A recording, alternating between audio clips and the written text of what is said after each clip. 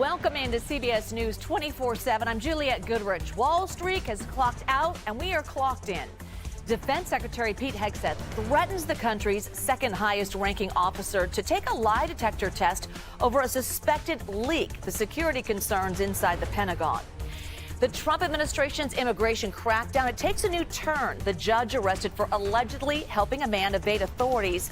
Critics say it is overreach. And a tragic scene along the coast why several marine mammals are getting sick and dying. You're watching CBS News 24/7.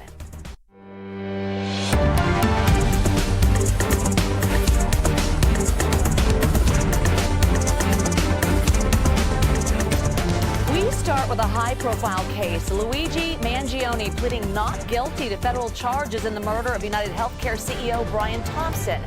Mangione previously pleaded not guilty to the state charges. Anna Schechter, the senior coordinating producer for CBS News Crime and Public Safety Unit, joining us now with more on this case. Thanks so much, Anna. I know that Mangione's attorney is asking the federal case go before the state case. So what is that reasoning? Yeah, I found that really interesting. It struck me because that federal case is the one that carries the charge that has the death penalty go along with it, and prosecutors have said they're seeking the death penalty.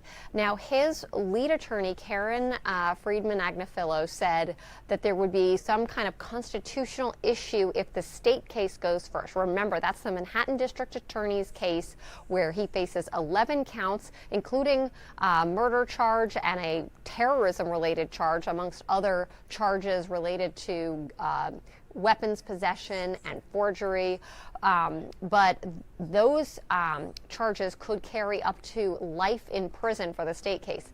The federal case, prosecutors are going to for the death penalty in that one murder charge. So it's unclear to me why she's requesting that, but it also sort of speaks to the norms generally in these cases. A federal case would go first. What was unusual about the Mangione case is the district attorney of Manhattan was working in tandem their investigation with the NYPD very quickly, very soon after Luigi Mangione sort of allegedly fled New York City, and there was that 5-day manhunt. And so the Manhattan DA's office has an enormous amount of discovery.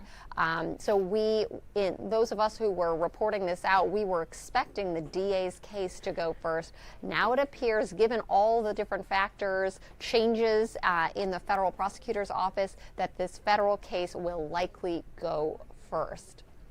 Were there any key takeaways that stood out to you in this case? Well, today's arraignment was a big moment in this case. Our reporters who were in court watched him enter court and speak very confidently when he was asked if he understood the charges against him, if he had seen the indictment, and asked to enter his plea. He said in a loud, clear voice, "Not guilty." That gives you a little bit of a sense of his frame of mind. He and his team feel like they are fighting this with all they've got. They're leaning into the public support that he's garnered. They have a website with information about him. But we're going to see how the judge takes that. The judge has appeared to be kind of a no-nonsense, like very little patience with anything out of the norm. And in fact, today that happened. Mangione's attorney complained to the judge, saying that she had information that prosecutors in the federal prosecutor's office had listened in, essentially eavesdropped. That's the word that she used, on a phone call that she had with Mangione. A judge said that by next Friday, prosecutors need to explain what happened there. So a lot happened today in court, and really this drama continues to play out on a case with so much attention. Yeah, absolutely. Good insight. Anna Schechter, thank you so much. All right, on to Wall Street. We're watching as stocks wrap up a week of gains. Some big names in tech, they saw a boost. The Dow eked out a 0.05% gain as investors digest mixed messages on trade talks between the U.S. and China. So let's take a look at our interactive stock market heat map. This is brought to you by FinViz, showing the top 500 stocks. A good number of those big boxes in the green, but we're still seeing some red. So CBS News Money Watch correspondent Kelly O'Grady joining us live from the New York Stock Exchange today to break it all down. What happened in the markets today? What can you tell us? Yeah, we just had the closing bell a couple of minutes ago here. A lot of excitement because we finally had a good week on Wall Street. You know, today specifically, we saw a lot of ups and downs. The NASDAQ particularly did well most of the day. As you said, a lot of those big tech names, especially Alphabet, really getting a boost from that good earnings report yesterday. But there are two things I want to call out. I mean, obviously, we are still having this uncertainty, back and forth, mixed messaging when it comes to these tariffs, particularly the negotiations or non-negotiations with China. I spoke to a number of folks today to take their temperature, and they said, look, there is some optimism that there may be some movement when it comes to deals with these countries, but they're still skeptical of the fact that there is so much mixed messaging, especially when, in that Time article, President Trump said that a year from now, tariffs on rather 20 to 50% on countries would be a win. That's not something that folks here wanted to hear. The other thing that I'll highlight that you would have expected to move the markets but didn't was a consumer sentiment reading. And the reason it didn't was it was bad, but better than expected. And Jules, right now, that is kind of a cause for a sigh of relief with the environment that we are in. We saw consumer sentiment drop 8% from March. People are not feeling good about the economy, but as I said, it was better than expected. Yeah, okay, so let's talk about Apple. In the wake of Trump's tariffs, Apple reportedly plans to move assembly of all U.S. iPhones to India, but we know Trump wants to bring manufacturing to the United States. So what is the strategy for Apple here? Find a country where they can manufacture all of those iPhones cheaply that is not going to be as high of a tariff as China, right? Right now, there is a 145% tariff on China, and if that were to stay in place for the foreseeable future, remember, a deal with China didn't come for at least a year during the first Trump administration, that trade war. And so what they are looking at is it would be really tough to spin up manufacturing here in the short term, and it would be a lot more expensive to make iPhones here. Remember, they sell about 60 million right now in the U.S., and 80% of those are coming from China. So moving to a place like India, where there's a 10% tariff right now, potentially a trade deal in the offing, that is financially a better deal than staying in China or coming here in the near term, Jules. All right, Kelly O'Grady. Kelly, thank you. FBI Director Kash Patel says his agency arrested a Wisconsin judge accused of helping a man avoid immigration enforcement. Judge Hannah Dugan allegedly escorted the man out of her courtroom through the jury door after learning immigration authorities were looking for him. So the mayor of Milwaukee spoke out against the arrest. Let's take a listen to that. These folks, they may be victims, they may be witnesses, civil case participants, or people who receive traffic tickets. When these folks are driven away, that makes our community less safe. These folks should be encouraged to participate in court proceedings, not being encouraged to go away from court proceedings. But that's what these actions actually cause. They're not going to participate in court cases if they fear being swept up in immigration enforcement. CBS News Department of Justice reporter Jake Rosen joining us live now. So, Jake, what happened that led to Dugan's arrest? Well, according to a sworn affidavit by an FBI officer who worked on this arrest, we saw kind of an escalation slowly throughout the morning that about 8 a.m. an arrest team showed up to arrest this man, Eduardo Flores Ruiz, who was in the United States illegally and then was deported back in 2013. He found a way to re-enter the United States illegally, and when his immigration fingerprint database matched with an alleged crime that occurred in Milwaukee, ICE assembled this team to go arrest him at an appearance of his local criminal proceeding there in Milwaukee. A woman, according to this court filing, took a picture of this team of federal ICE officers and federal law enforcement officers waiting in the hallway outside the courtroom, waiting for this man and his attorney to walk in. She showed the judge. The judge walked out, got very aggravated, and basically said, "You can't arrest him here. This is private." While courtrooms are obviously public, this hallway and this courtroom is not a place for an arrest. While the judge kind of brought these people to the chief judge's office to sort out that issue, the judge allegedly told this man, "Come with me," and escorted him and his attorney outside through private entrances From there, he found an elevator at an end of a hallway that one agent who remained on that floor found him, chased them down the elevator and outside, where the foot chase ensued. Eventually, this man was detained and arrested. But we saw that, and then early this morning, the FBI arrested this judge, Hannah Dugan, who's a longtime judge in Milwaukee County Court in where she was charged with 2 counts of obstruction. And we've seen a really tough pushback from the White House and President Trump's advisors and the Department of Homeland Security, and especially Attorney General Pam Bondi, saying they're going to continue to prosecute this case, especially given the emphasis that the administration has made on making these arrests, and a lot of them publicly, as a kind of a show of force, that they are willing to do this, counter to what the Milwaukee mayor said there. Jake, that's good information. We also want to go to live pictures of a protest protesting the arrest right now. You're looking at live pictures. The FBI arresting Wisconsin judge accused of helping a man avoid immigration enforcement. So, Jake, while we have you, do we have any idea of what this legal fight will look like between the judge and the Trump administration?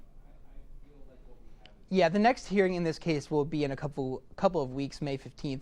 We saw Attorney General Pam Bondi say on another network earlier today that we're going to prosecute you, to this message to Judge Dugan and any other judges who at least allegedly have helped kind of facilitate moving people and alleged migrants out of this away from federal law enforcement. I think really the big thing to consider here is that this really escalates the fight that we've seen in the courts between the judiciary and the executive branch. While this is not a federal judge by any means, this is an active judge. We saw the administration tout yesterday that they arrested a retired judge who had allegedly helped hide an illegal immigrant from federal law enforcement. This is obviously a different situation, acting judge, and really, like the Milwaukee mayor points out, a lot of the witnesses in this room were kind of part of rolling court proceedings, and we'll see how many of them are testifying and whether these cases kind of stick. These are usually more lower level offenses that the Trump administration is really going after as a big deal, and at least in their eyes it's rightly so, because there is this view that they see of judges protecting people who are here illegally from deportation. We've seen it in Washington, D.C. with these Alien Enemies Act deportations. We've seen it around the country with judges protecting students whose visas have been revoked, and so this is certainly just one very high profile example that the FBI set out to make today. We'll continue to follow it, as will you. Jake Rosen, thank you so much. A live look at the Vatican as leaders from around the globe head to Rome to attend the funeral of Pope Francis. And today, thousands of mourners lined up at St. Peter's Basilica for the final day to view the Pope before the coffin is sealed, shut ahead of tomorrow's funeral. So this morning, President Donald Trump hopped on a flight to Italy to attend Pope Francis's funeral. And tomorrow he'll be joined by heads of state and royalty from around the world in the Vatican, St. Peter's Square. So CBS News White House reporter Aaron Navarro joins us live from Vatican City. So Aaron, thanks for being here. So beautiful behind you, all lit up. I know that some leaders attending hope to use this opportunity as a chance to talk to President Trump. What are you hearing? Jules, good to be with you. Yeah, we're expecting President Trump to arrive here in Rome in about an hour and a half. And talking to reporters on Air Force One on his way here, he seemed to suggest that some of these meetings could take place tonight. He was asked specifically if he would be meeting with Ukrainian President Zelensky. He replied yes. President Trump also said he'd be meeting with Italian Prime Minister Giorgia Meloni. And you've seen other foreign leaders say in the days leading up to Pope Francis's funeral tomorrow that they would like to meet with President Trump. The European Commission President Ursula von der Leyen has told reporters she wants to meet with Trump. That would be their first meeting since Trump's second term began, since Trump launched a barrage of Europe-specific tariffs. So that could be a pretty consequential meeting there. And while President Trump, in the days leading up to this trip, has been talking about these meetings, saying he wants to see people, quote, who are important to what they're doing, to what we're doing, he also acknowledged to reporters on the way here, quote, it's a little disrespectful to have meetings when you're at the funeral of a pope. Now, a lot of these meetings are on the sidelines. They might be one-on-one potentially tonight, but obviously President Trump is trying to keep somewhat of the main focus on his attendance to the Pope Francis's funeral tomorrow. And Aaron, U.S. envoy Steve Witkoff sat down with Russian President Putin at the Kremlin today. So what came out of that particular meeting? Yeah, still waiting to hear. The president actually told reporters he's still waiting on a call from Witkoff to get a readout of that. But just to kind of lay out some of the developments that set the stage for this meeting between Witkoff and Putin. In recent days, Russia launched missiles at Kyiv, prompting President Trump to have a rare rebuke of Vladimir Putin, saying, quote, "Vladimir, stop," on Truth Social. And then Trump told Time magazine that, quote, "Crimea will stay with Russia." That is obviously a big red line with Ukrainian President Zelensky, who reiterated again today that is not something that Ukraine would agree to. So certainly, while President Trump is trying to speed up the negotiations, speed up the peace talks between Russia and Ukraine, the situation is developing in a way that it feels a little bit more dire. Aaron, we also want to ask you about our new reporting that Defense Secretary Pete Hegseth threatened the country's second highest ranking officer. What can you tell us? Yeah, this officer is the vice chairman of the Joint Chiefs, Admiral Christopher Grady. And what CBS News has learned is that Secretary Hegseth has threatened him to take lie detector tests about potential suspected leaks. If you remember, a couple weeks ago, there was one specific leak in regards to Elon Musk allegedly being invited to see plans regarding China. And Secretary Hegseth has made it a mission to find out who those leakers are and discipline them in some way. And we also have learned that Secretary Hegseth has threatened other members of the joint staff who were in the room at the time. Aaron Navarro. Aaron, thank you. Disgraced former Congressman George Santos gets emotional as he learns his fate. What happened in court next? You're watching CBS News 24/7. All right, on to former Congressman George Santos. He's been sentenced to more than 7 years in prison for wire fraud and identity theft charges. Our team at CBS News New York has that story. We just learned the sentence. George Santos lied his way into Congress, and he just learned that he will be paying the price with 87 months in a federal prison. That's over 7 years. The prosecutors had asked for the max because they said nothing else would capture the depth of his deceptions. Now, you can see Santos walked into the courthouse amid a crush of photographers. He was hugging some supporters who came up to him. His eyes were bloodshot. He looked very somber as he walked into the courtroom. He hung his head and he spoke to the judge. He read a statement. He said through tears that he was humbled, that he had shattered the faith of many people. He had the deepest apologies. He takes responsibility. He admitted that he betrayed his supporters and the institutions that he was sworn to serve. He said that he cannot rewrite the past, but he asked for a balanced sentence. He said, "I can still contribute positively to the community I wronged."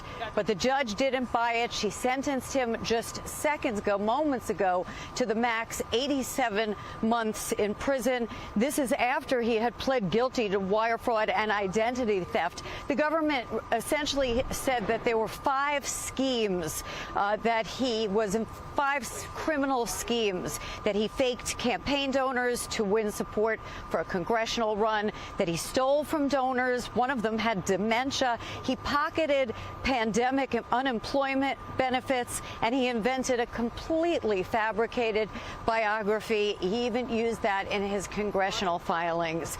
The government said that he had 21 victims, but that the biggest victim, of course, was the public that he was supposed to serve. And we are expected to hear in a little while from some of those constituents from New York 3.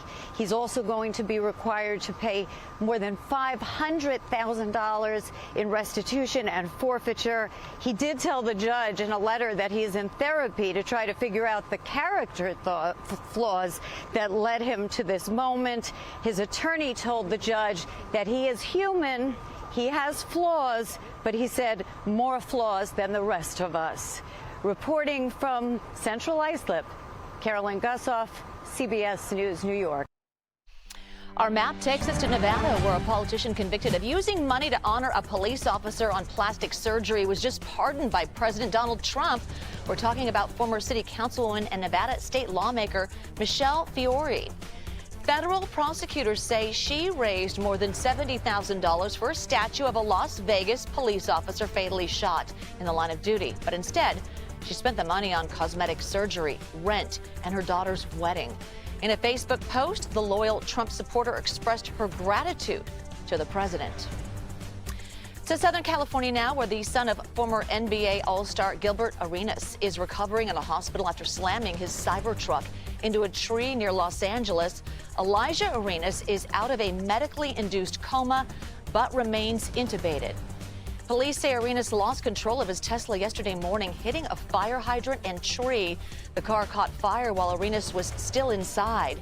Arenas is a top basketball recruit committed to attending USC in January. I've had chances to speak with him. He is a great kid. He's been always very respectful with all the staff on campus.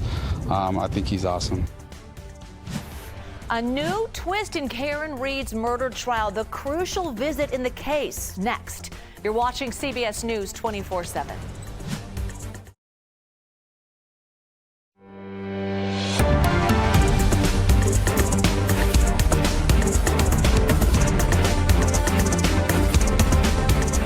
Welcome back. Today marks day 4 in Karen Read's second murder trial. She's the woman accused of hitting her boyfriend, Boston police officer John O'Keefe, with her car and leaving him to die in the snow. Read says she is innocent. So CBS News Boston's Christina Rex joins us live with the very latest. Christina, before the jury listened to more witness testimony, they actually took a field trip. What can you tell us about that? Well, Juliet, the jurors got to go on what's known as a view. So it was essentially a field trip to an address in Canton, Massachusetts, which is about 15 minutes from here in Dedham. And if you followed this case at all, you've heard this address dozens of times. 34 Fairview Road in Canton. That's the location in front of which John O'Keefe, the victim's body, was found the morning of January 29th, 2022. So the 18-person jury, that's 9 men and 9 women, they're not able to be on camera at all, but they were brought to 34 Fairview Road on a bus, escorted by prosecutors, defense attorneys, court officers, and the judge. Karen Read's Lexus SUV was parked in front of the home, so jurors were able to see not only the home in which the crime scene happened, but they were also able to see Karen Read's SUV. There was one major difference to that SUV, though. The right rear taillight, which is the spot where prosecutors allege actually hit the victim, ultimately killing him, the right rear taillight was completely removed from the vehicle. Jurors were warned about this. That's because the taillight is actually a piece of evidence that they will later see as a part of the trial. So jurors were told to take note of the location of the house compared to the street and the front yard. They were told to take note of the height of Karen Read's car and her taillight, as well as any other details they might see in that area. But all of this, that whole view, lasted all of 10 to 15 minutes. So what happened in court today? So right after the view, jurors were brought back here to Dedham to the courthouse, where they heard testimony from 2 different witnesses. The first one was Dr. Fowler. He was an emergency room physician at the time when John O'Keefe was brought there, and Karen Read had actually been brought to the hospital as well. So he oversaw blood alcohol testing of Karen Read. And what he testified to was that on the morning of January 29th, so the morning after John O'Keefe died, Karen Read tested a .093 blood alcohol level, which is over the legal limit of .08. Now, on cross-examination, he was pushed on that, and defense attorneys asked him if he considered other factors, like Karen Read's anemia or her multiple sclerosis, that could impact that BAC level. He said he did not consider those other factors. The final witness on the stand today was a paramedic who treated Karen Read for psychiatric reasons that morning. And he testified that Karen Read told him that she was upset because her final conversation with John O'Keefe, who she referred to as her husband at the time, was an argument. Back to you. All right, Christina Rex. Christina, thank you. Let's bring in lawyer Eric Guster of the Guster Law Firm. So, Eric, we just learned that jurors in the trial, they visited the crime scene. So what was the reasoning behind that, the show and tell? They were only there for 10 minutes max. The prosecution lost the initial case. So because it ended in a hung jury. So what they need to do is bring out the guns and try to get the jury really involved and really feel their case, because they want them to go to the crime scene to see exactly where the death occurred, feel the scene, feel what may have happened, and try to lean them on their side, because retrials are much more difficult on a prosecution than on the defense. So the defense is painting a picture that Karen Read was framed. Does the prosecution have anything new to convince jurors? And what do they need to get a conviction? the prosecution has to prove their case beyond a reasonable doubt. And being that this is the second trial, the defense already knows all their cards. Whenever the defense team loves a retrial because they know exactly what the prosecution is going to say, they know exactly what their witnesses are going to say, and of course the prosecution will try to jazz it up a little bit and bring in something different with this trial, but it's simply much more difficult for them to get a conviction when there was a hung jury before. The previous jury said they wanted to let her go, but they were hung on certain factors, and everyone knows that. The defense knows what they were hung up on, prosecution does, and they're trying to tweak their case to get the conviction. All right, let's talk about Luigi Mangione, the man accused of killing the United Healthcare CEO. He just pleaded not guilty to federal charges against him. The judge asked the prosecution to actually pass along a message to Attorney General Pam Bondi. So what was that all about? Pam Bondi is talking. Whenever you have a trial, it's very important that a person gets a fair and impartial trial. And if the jury pool is tainted by media reports, internet interviews, videos, reels, quotes, that can impact the case. So even if the prosecution gets a conviction, if the jury feels like they were given information, extra information that was not involved in the trial, such as the prosecutor, the police, the DA, or any of their investigators, that verdict could be overturned. So Pam Bondi needs to keep her mouth closed to try to get a conviction and let it stick. Okay, so there is a federal and a state case. So talk about the strategy and who goes first. There was a handshake agreement saying the state was going to go first, but now the prosecution, they're really hungry for the death penalty, so they may set their case first. I know the judge has set a potential pretrial for late December to see if their trial will start early next year, which is a very long time for a federal court case. However, the federal case, they want a death penalty case, they want to prove a point. The Trump administration wants to prove a point with this case because it was a target on a health official, and they may get first dibs at this one. Great information. Thanks so much, Eric Guster. Appreciate it.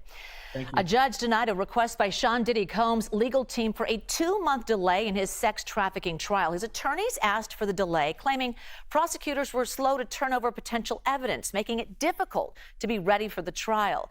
But prosecutors opposed a delay, and a judge rejected it. Nikki Batiste has the story. Well, Sean Combs was back in court today at a pre-trial hearing just about 2 weeks before his trial is set to begin. A reminder to our audience that the rap mogul is accused of coercing women to perform in these elaborate sex schemes called freak-offs. There were several motions presented today, particularly about an expert witness the prosecution wants to call a psychologist. The judge is allowing this psychologist to be called, but will limit her testimony. He will not allow her to talk about coercive control, but he will allow the psychologist, and this is a win for the prosecution, to talk about coping strategies and memory of victims, including why they stay in relationships or have delayed disclosure of abuse. That's critical in this particular case. Sean Combs walked into court. He looked strong. His hair is gray. He was smiling, shaking the hands of his lawyers. He had one child in court, a son. He looked back at him a few times. I should remind the audience that throughout this case, he has pleaded not guilty to a variety of charges, including racketeering, conspiracy, and sex trafficking. Tonight, he will head back to prison where he has been. If convicted ultimately on most of these charges, he could face decades in prison. Back to you. Defense Secretary Pete Hegseth threatens officials with lie detector tests after more suspected leaks. Next. Stay with us. You're watching CBS News 24/7.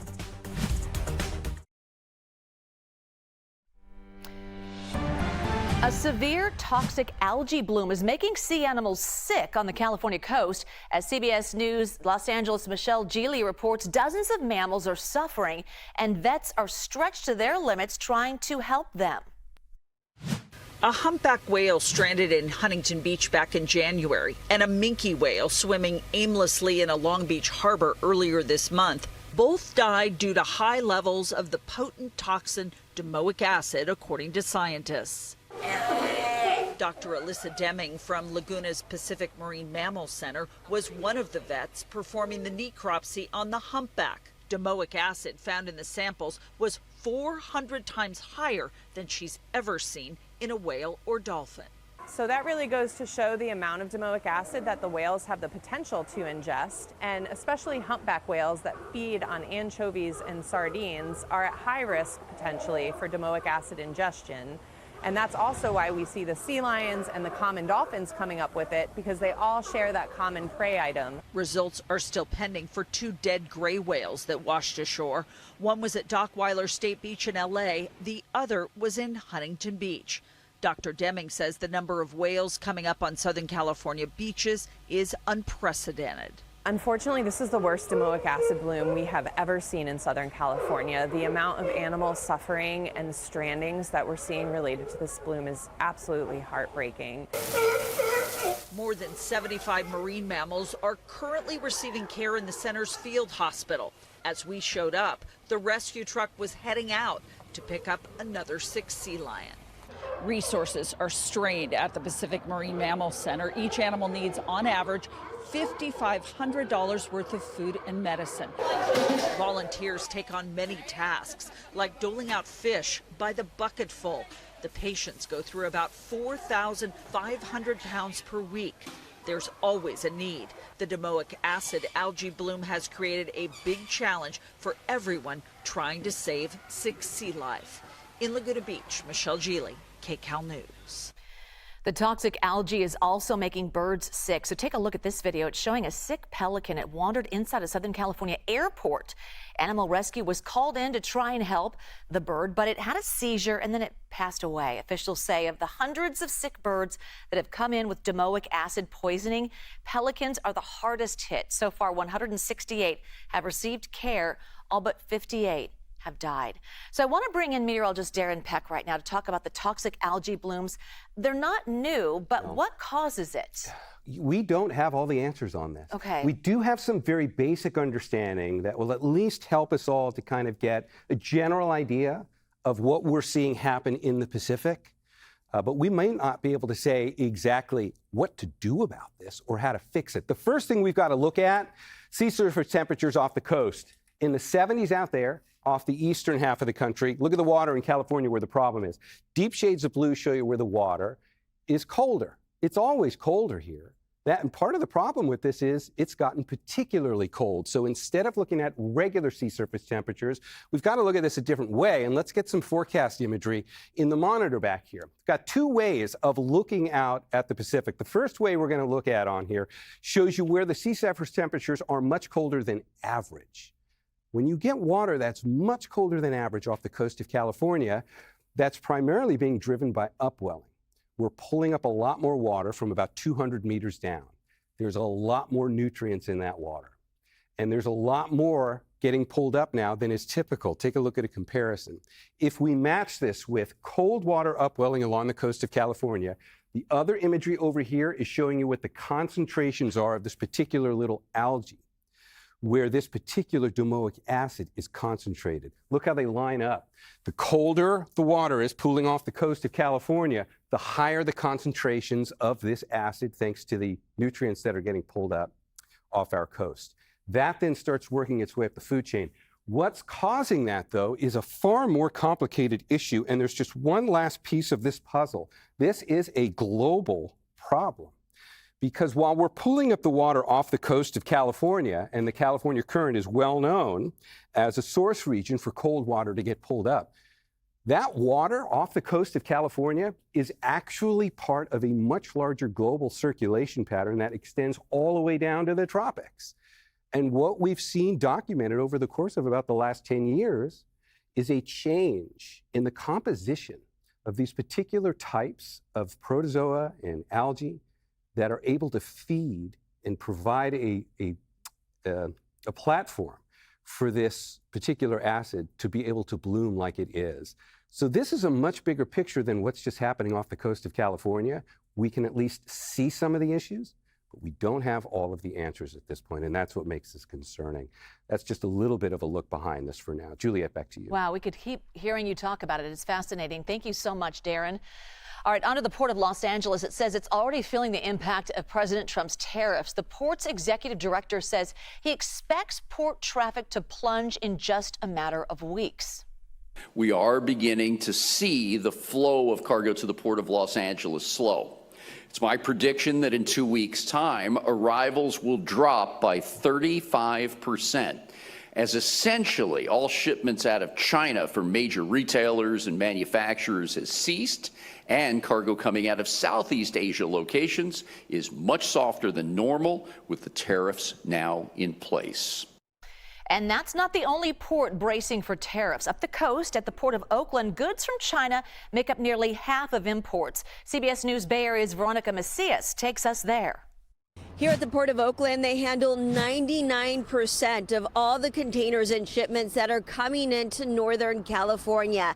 And you can see there are hundreds of containers surrounding us here, long lines of trucks coming in to pick up all the imported goods, the majority coming from Asia. Yesterday, despite the port reporting a strong first quarter with a steady growth of cargo volume, port officials, business owners, and Representative Latifah Simon, who represents California's 12th district, the East Bay, met to express concern.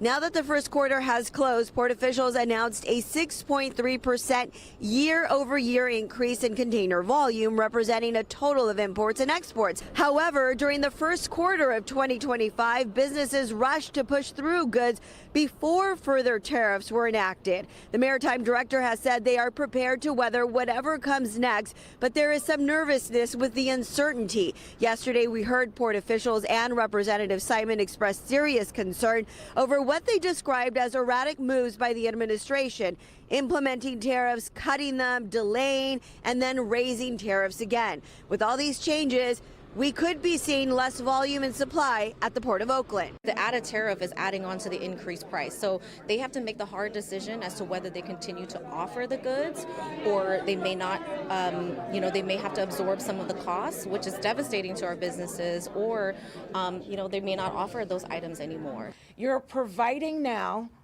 the Trump administration, you're giving us a no-win situation where folks literally could lose their jobs.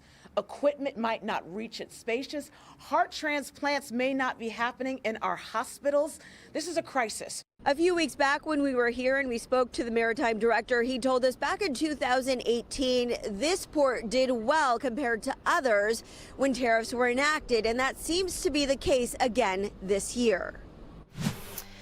All right, take a look. These identical twin sisters who witnessed a crime, they're going viral, and we'll tell you why next. You're watching CBS News 24/7. New developments now out of the Pentagon raising growing concerns about security and stability within the arm of government responsible for defending our country. So a U.S. official confirmed to CBS News that Defense Secretary Pete Hegseth threatened the country's second highest ranking officer with lie detector tests about suspected leaks. CBS News also confirming that Hegseth also leveled the same threat against other members of the Joint Staff while they were in the room. So retired U.S. Army Major and military analyst Mike Lyons joining us now with more information. Can you tell us how unusual it is to hear something like this happening inside the Pentagon? Such a high-ranking defense official being threatened with a polygraph. Yeah, Juliet, very unusual. Not something that is a common occurrence. Now, he legally might be able to do this, but usually polygraphs are part of official investigations. And the way he said it, screaming at a four-star general is not something that you want the Secretary of Defense doing. It breaks down trust and erodes that confidence factor between the civilian and military authority. Secretary Hegseth is junior by about 10 to 15 to 20 years by some of the senior military officers running the military right now, and he's got to find a better way to connect with them, because if these kinds of stories are leaking out there, it does not portray a model of stability and does not portray confidence from our allies with regard to how things are going at the Pentagon. There's new reporting in the New York Times. It is raising even more questions about national security. So an article published today reports that Hegseth's phone number, the one used to send signal chats, could easily be found online. So I want to read you this quote in the article from the former director of National Counterintelligence and Security Center. Mike Casey told the Times that, quote, there's 0% chance that someone hasn't tried to install Pegasus or some other spyware on his phone. And Casey added, quote, he is one of the top 5 probably most targeted people in the world for espionage. So I bring this to you now. Do you agree? Yeah, I couldn't agree with that anymore. And He should have known that the second he was sworn into that role. And he's being targeted not only by our enemies, but also our allies. Everybody wants to know what he's saying. He's got a direct message to the president. He's giving out information on signal that we've seen already that clearly has violated security requirements. They're getting away with it by declassifying some of this information as it is. But again, he is somebody that everybody wants to know what he's doing. And it's very likely that there are soliciting devices on him. So he needs to get a different phone number to start and really watch who he's talking to. We know President Trump announced that he will deliver the commencement address at West Point. Hegseth was originally scheduled to do that. So what do you make of that? Well, I guess the administration is looking like they're hedging its bet here, because as the secretary continues to give his enemies, which in the political world, this kind of fodder to go after him, the president might be forced to act in a way he doesn't want to. I think he wants Secretary Hegseth to succeed. I think he put him in their place because he executes his mission to the letter, and that's removing DEI, root and branch, from the military.